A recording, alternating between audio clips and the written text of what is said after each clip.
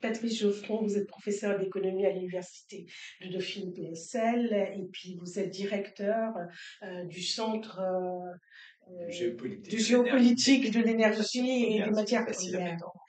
Voilà. J'avais une question à vous poser en ce qui concerne donc la transition énergétique plus particulièrement. Dans votre article qui est vraiment passionnant et qui pose très bien le cadre d'analyse nécessaire, vous parlez de politique d'atténuation et de politique d'adaptation. Euh, Est-ce que vous pouvez nous expliquer d'abord la différence entre les deux et surtout quels sont les enjeux, pourquoi c'est important de distinguer les deux et quels sont les enjeux derrière? Oui.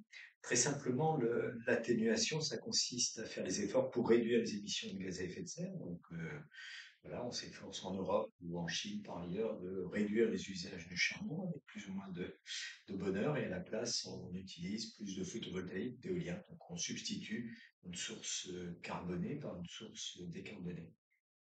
Donc ça, c'est la première famille d'actions pour le climat. Et la deuxième famille d'actions pour le climat sont les stratégies dites d'adaptation.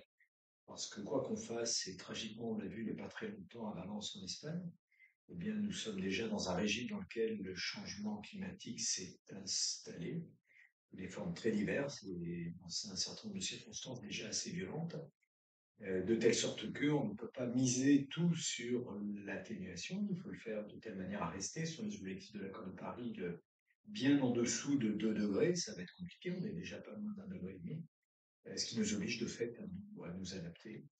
On peut l'observer, voilà, pardon, au début de l'hiver, mais en été, très généralement, on est conduit, on le vit dans nos organisations, dans nos universités, dans nos appartements.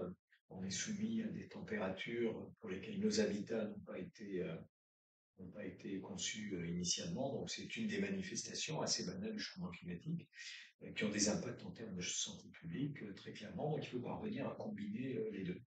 Et en considérant que ne pas agir de manière suffisamment vigoureuse en termes d'atténuation, eh bien, va présenter un coût assez élevé, mais on le voit de plus en plus, ne pas s'adapter, ne pas adapter nos infrastructures, donc c'est nos routes, c'est notre rail, nos réseaux d'électricité, aux effets du changement climatique, nos réseaux de télécommunications, c'est extrêmement important.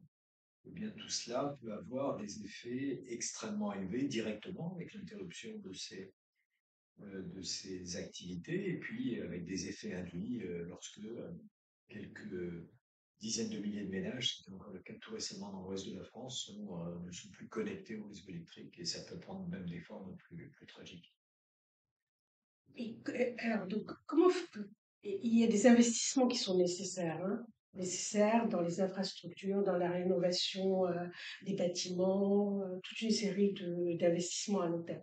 Comment peut-on faire en sorte que ces préoccupations, justement, de transition énergétique, transition écologique, fassent partie de l'analyse même des investissements vers les infrastructures? Est-ce qu'il faut mettre des normes, des conditions? Est-ce qu'il faut flécher? Qu'est-ce qu'il faut faire pour s'assurer qu'en tous les cas, les investissements aillent au bon endroit et que ces préoccupations-là sont présentes au sein même des grilles d'analyse qui permettent ces investissements?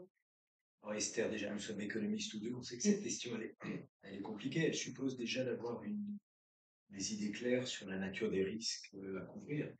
En matière de changement climatique, il y a finalement deux dimensions qu'il faut prendre en compte. Il y a une dimension qui est globale, les émissions de gaz à effet de serre, donc conduisent à des externalités globales dans notre jargon d'économiste. Donc évidemment, ça produit des effets, enfin des émissions qui auraient lieu aujourd'hui pour venir à cette concurrence dans les rues de Paris pour quelqu'un qui aurait pris un taxi, eh bien, vont concourir à un phénomène global et avoir un impact sur les petites îles du Pacifique. Mais il faut considérer que les mêmes phénomènes, voilà, l'utilisation de fossiles, par exemple, dans les centrales à charbon que j'évoquais précédemment, produisent également des effets locaux. Ces effets locaux sont des pollutions de l'air, et donc il faut déjà avoir une bonne compréhension de la diversité des effets. Et par exemple, en considérant que nous avons subi au cours de ces dernières années beaucoup de chocs qui à chaque fois présentaient un caractère historique.